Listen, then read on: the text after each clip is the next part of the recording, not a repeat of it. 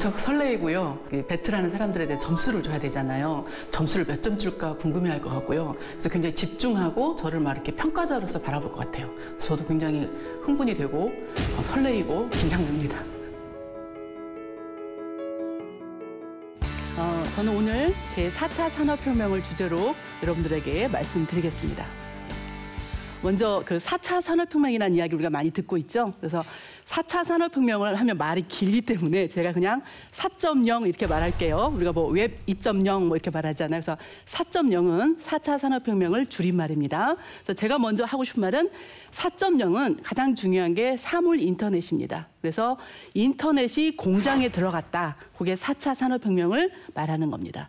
그래서 이제 이걸 보시면 여러분들이 이제 핸드폰으로 신발을 주문을 해요. 자기 발을 딱 사진을 찍어가지고 핸드폰으로 보내면 어디에서 그걸 맞춰준다는 얘기죠?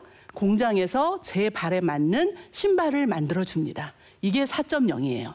그러니까 4.0은 우리가 뭐 우버도 많이 해봤고 에어비앤비도 많이 해봤죠. 근데 그게 어디까지 간다는 얘기예요? 공장까지 내려간다는 얘기입니다. 그러니까 4.0은 지금까지는 자기가 뭘 맞추고 싶으면 어디로 갔죠? 양복점, 양장점을 갔잖아요. 지금 어디 가서 맞춘다는 얘기예요? 공장에 가서 맞춘다는 얘기예요.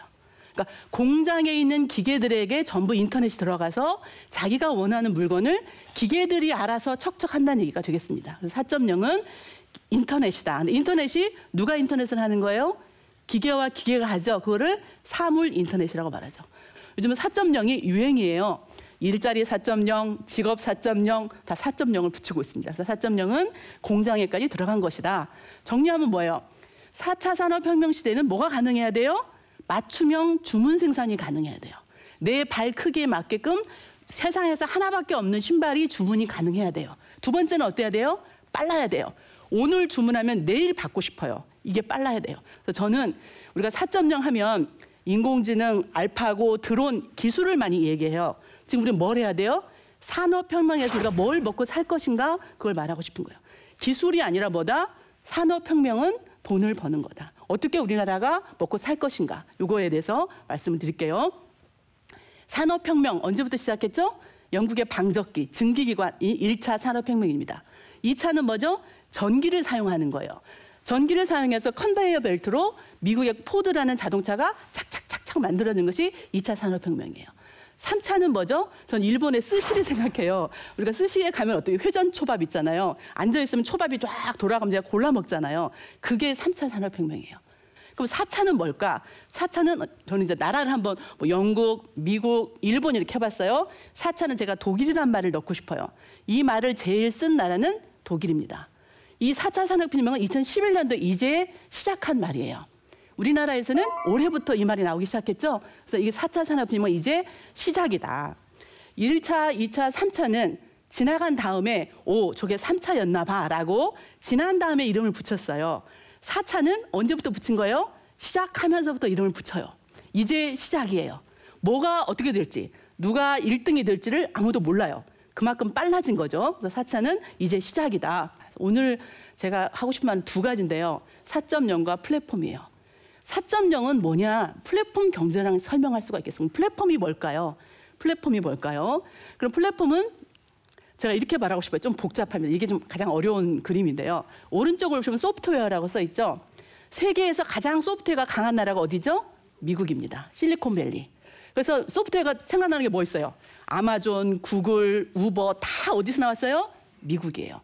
이 미국 시장은 이미 끝난 거예요. 이미 다 차지했어요. 그 다음에 남은 건 뭐가 있을까요? 왼쪽을 보시면 B2C가 나와 있죠? 아까 신발, 개인이 주문할 수 있는 맞춤형 생산이 나온다고 그랬죠? 이게 시작입니다. 이 시작이고요. 오른쪽으로 보시면 렌탈이란 말이 써 있어요. 우리가 정수기 다 렌탈해서 먹잖아요. 앞으로 4.0 시대는 어떤 기계냐면 공장에서 렌탈이 이루어지는 거예요. 개인한테 렌탈하는 게 아니고요. 공장에서도 이제는 기계를 렌탈하는 겁니다. 근데 마지막 요거가 이제 가장 제가 볼 때는 핵심입니다. 이게 뭐냐면 B2B, 기업과 기업인데 제조업끼리 서로 협력하는 거예요. 이 마지막 시장이 앞으로 누가 이걸 먹냐에 따라서는 4.0 시대에서 강자가 될 수 있다고 생각합니다. 그럼 플랫폼이란 말이 뭔가? 플랫폼이란 말은 저는 이렇게 두 개를 비교하고 싶어요. 플랫폼에 비교되는 말은 파이프라인입니다. 파이프라인은 뭐죠? 그냥 하나의 줄거리, 한 줄로 쭉 나란히 쓴 거예요. 그래서 소재, 부품, 협력계 하나로 쭉 서 있는 거는 파이프라인이고요. 플랫폼은 뭐예요? 저는 유튜브를 생각해요. 유튜브를 보시면 어때요, 여러분들? 내가 만들기도 하고 올리기도 하고 판매도 하고 클릭도 하고 계속해서 뭐가 일어나고 있죠? 그게 플랫폼이에요. 지금까지 경제는 파이프라인이었어요. 아, 내가 쟤를 쥐어짜야겠다. 돈을 줄여야겠다. 이것이 파이프라인이에요. 근데 플랫폼 뭐예요? 누가 적인지, 애플이 나의 적인지, 구글이 나의 적인지를 알 수가 없어요. 누가 적인지를 모르는 상황이 되는 거예요. 그래서 플랫폼은 이렇게 복잡해요. 뭐라고 말할 수가 없는 상황이에요. 그게 플랫폼 경제다. 그다음에 이거 하나만 오픈 이노베이션이라는 말을 하고 싶어요. 여러분들이 이제 고등학생이면서 공부를 하는데요. 저는 이 말이 아까 오픈 소스랑 연결이 되는 말입니다. 앞으로는 내가 뭘 연구를 할 때 나 혼자 숨어서 골방에서 앉아가지고 연구해야겠다. 의미가 있어요, 없어요? 없어요. 이미 내가 골방에서 연구하는 순간 시장은 변해요. 그러니까 어떻게 해야 돼요? 나 혼자 깔때기를 들고 나 혼자 이렇게 하는 게 아니라 뭐예요? 깔때기의 구멍을 다 뚫어야 돼요.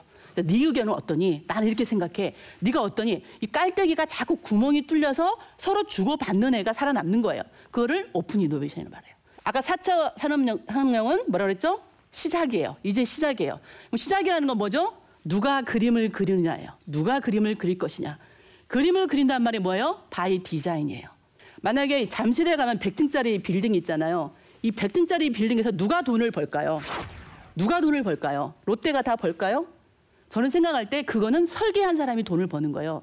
내가 100층짜리 건물을 지을 때 설계하는 사람이 뭐라 그러냐면 야 이거는 저기 일본 기업이 잘하니까 걔한테 맡겨. 저기 보안은 독일이 잘하니까 쟤한테 맡겨. 이걸 결정하는 사람이 누구예요? 설계하는 사람이에요. 그 설계하는 사람이 돈을 버는 거예요. 아까 4차 산업혁명은 이제 시작이다. 두 번째는 플랫폼이다. 셋째는 뭐예요? 내가 만든다요. 내가 만든다. 이 말이 저는 굉장히 중요하다고 생각합니다. 그럼 4.0은 설계한다고 그랬잖아요. 누가 설계해요? 여러분들이 설계하는 겁니다. 내가 설계하는 거예요. 이 생각, 내가 직접 만든다, 설계한다. 그러면은 결국은 이제 그러잖아요. 저는 이 생각이 들어요. 알파고가 있어요. 저하고 알파고하고 싸울까요? 저랑 알파고, 독일과 알파고 누구랑 싸워요? 결국은 나랑 독일이랑 싸우는 거예요. 나랑 알파고랑 싸우는 게 아니고요. 알파고를 가진 두 사람이 싸우는 거예요. 그래서 어느 나라가 대한민국이 4.0에서 일어날 것인가 누구한테 달렸다는 거예요? 우리한테 달린 거예요. 기술이 아니라 사람이다.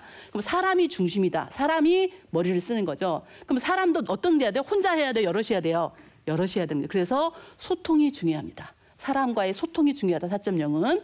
그렇게 말해서 이 그림을 보면서 저는 이제 알파고를 하면서 우리 직업이 다 날아갔다. 우리 큰일 났다 말하는데 저는 그렇지 않아요. 직업이 날아갔다고 두려워하는 사람한테 그 세상에 올까요? 새로운 기술이 왔을 때 내가 걔를 잡아가는 사람이 세상에 올까요? 내가 똘똘한 비서랑 일하는 거예요.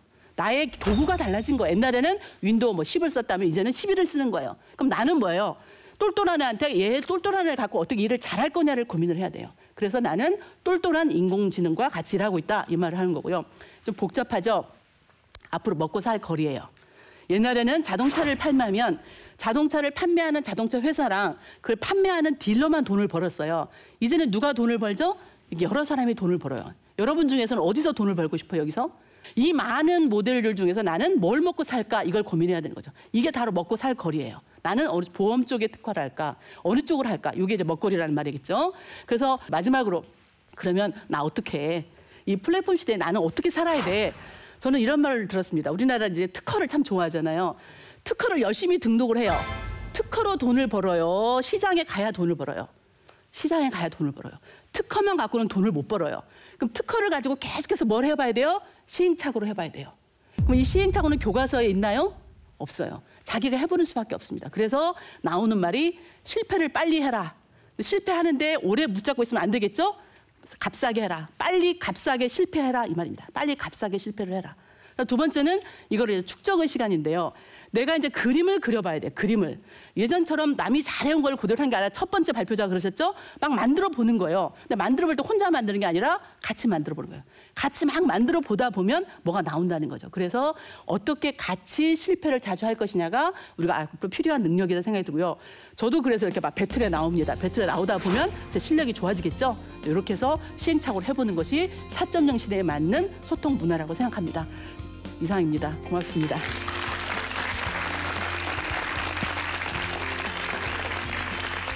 네, 정말 명쾌한 강연 잘 들었습니다. 네, 아무래도 김인숙 박사님은 우리나라의 사회와 경제를 연구한 또 연구원이시기도 하다 보니까 4.0이라고 표현해 주신 그 4차 산업혁명에 대해서는 최고의 전문가가 아닌가 싶습니다. 네, 아무래도 지금 말씀해 주신 4차 산업혁명이 요즘 굉장히 이슈가 되고 있는데 실제로 일어나고 있다는 걸 어디서 어떻게 저희가 좀 체감을 할 수 있을까요? 예, 그러니까 4.0을 어디서 일하는지 잘 모르겠잖아요. 근데 가장 알 수 있는 게 뭐냐면 구글이 뭘 인수하죠? 전자회사를 인수합니다. 자동차 회사를 인수합니다. 업종이 없어요. 지금 자동차 전시회에 어느 회사가 제일 많이 가요? 삼성이 가요. 삼성은 전자회사잖아요. 전자회사에 관심 있는 게 아니라 자동차에 관심 있는 거예요. 기업들을 살펴보시면 아 어디서 돈 벌고 있구나. 이 사람들이 업종을 뛰어넘는구나를 바로 확인할 수가 있습니다. 그게 4.0입니다. 경계가 허물어지고 있다. 네, 그런 의미군요. 그렇군요. 네. 저는 사실은 그 4차 산업혁명이라는 말이 요즘 그 방송이나 신문이나 뭐 굉장히 많이 들리잖아요. 그런데 왠지 알아보기 싫었어요. 너무 어려울 것 같아서. 그래서 짐짓 거리를 두고 기다려오다가 오늘 드디어 임자를 만나서 아 4차 산업혁명이 이런 거였구나. 제대로 알게 해주셔서 감사드리고요. 질문을 좀 받아야죠. 자, 우리 그 질문하실 학생 손 들어주시겠습니까? 네. 네네, 질문해 주세요. 안녕하세요. 세종과학예술영재학교 1학년 한지웅입니다. 이제 4.0이 시장을 지배할 거라 하셨는데 앞으로 다가올 제4차 산업혁명 속에서 우리나라의 강점은 무엇이고 또 세계의 경쟁 속에서 우리나라가 살아남으려면 어떻게 준비를 해야 될지 그거에 궁금합니다. 예, 정말 그럼 저도 그 고민을 많이 했거든요. 우리나라의 강점은 뭘까? 그게 가장 중요한 질문입니다. 강점을 가지고 우리가 나가야 되거든요. 그래서 우리나라의 강점이 뭔가를 생각해보면 저는 노래를 잘하더라고요. 그다음 두 번째는 노래를 잘하고 또 배틀을 좋아해요. 그래서 아까 말한 대로 우리나라는 열정이 있어요. 한번 하면은 막 열심히 하는 게 있잖아요. 그리고 또 뭘까 생각해도 우리는 마당극을 참 잘했잖아요. 판소리에서 뭐 얼쑤 뭐 어이구 잘하네 어쩌고 저쩌고 뭐 이러잖아요. 그게 바로 재즈거든요. 그러니까 재즈의 음악이 서양에만 있는 게 아니고 우리는 마당극에서 이미 많이 해왔던 방식이에요. 그래서 우리는 막 앉아가지고 이렇게처럼 자, 너 잘한다, 너 나와봐라, 막 이렇게 했던 거예요. 그래서 우리나라는 열정, 노래도 열심히 잘하고 배틀도 잘하고 한번 하면은 밤새워서 하는 거. 그런 것들 다만 아쉬운 건 뭐냐면 밤하늘의 별처럼 별들은 다 있는데 뭐가 안 되죠? 잘 엮어지지가 않아요. 4.0은 새로운 기술이 아니에요. 뭐예요? 가치 있는 기술을 엮어내는 능력이에요. 그래서 그 부분이 저는 중요하다고 생각합니다. 오늘 이 강의가 앞으로 다가올 미래를 준비하는데 아주 반드시 꼭 필요한 강의가 아니었나 그런 생각이 듭니다. 얼마나 많은 평가단의 호응을 얻었을지도 기대가 되는데요. 오늘 세 번째 강의를 담당해 주신 분은 김인숙 연구원님이었습니다. 감사합니다.